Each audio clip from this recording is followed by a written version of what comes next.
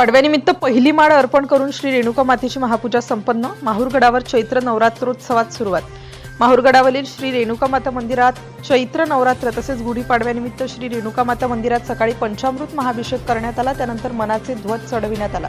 पूजा करून गुढी उभारण्यात येऊन चैत्र नवरात्रोत्सवाची विधिवत सुरुवात करण्यात आली। यावेळी श्री रेणुका देवी संस्थानचे पदसिद्ध अध्यक्ष प्रमुख जिल्हा सत्र न्यायाधीश नरेंद्र ब्रह्मे, सहायक जिल्हाधिकारी तथा सचिव जेनित चंद्रा दोंतुला, उपाध्यक्ष उपविभागीय पोलीस अधिकारी किरण कुमार भोंडवे, कोषाध्यक्ष तथा तहसीलदार अभिजित जगताप यांच्या उपस्थितीत पुजारी चंद्रकांत भोपी, संजय कान्नव, विनायक पांदाडे, आशिष जोशी, बालाजी जगत, दुर्गादास भोपी, अरविंद देव, उज्ज्वल राजकुमार भोपी, संभाजी भोपी, अमित भोपी, समीर भोपी यांनी पूजा करून मोर पंख, गाठी, आंब्याचे तोरण बांधून आरती केली व मातेच्या गाभाऱ्यात भवानीदास भोपी, शुभम भोपी यांनी घट स्थापना करून घटाला माळ अर्पण करून अलंकार अर्पण करीत विधिवत शृंगार केला। तसेच संस्थानचे पदसिद्ध अध्यक्ष प्रमुख जिल्हा सत्र न्यायाधीश नरेंद्र ब्रह्मे यांच्यासह परिवाराच्या हस्ते श्री रेणुका मातेची महाआरती करण्यात आली। यावेळी संस्थानचे व्यवस्थापक विजय राऊत, लेखापाल योगेश साबळे, कार्यालयीन कर्मचारी, सुरक्षा रक्षक शेकडोंच्या संख्येने आलेल्या भाविकांनी उत्साहात आनंदात गुढीपाडवा साजरा केला।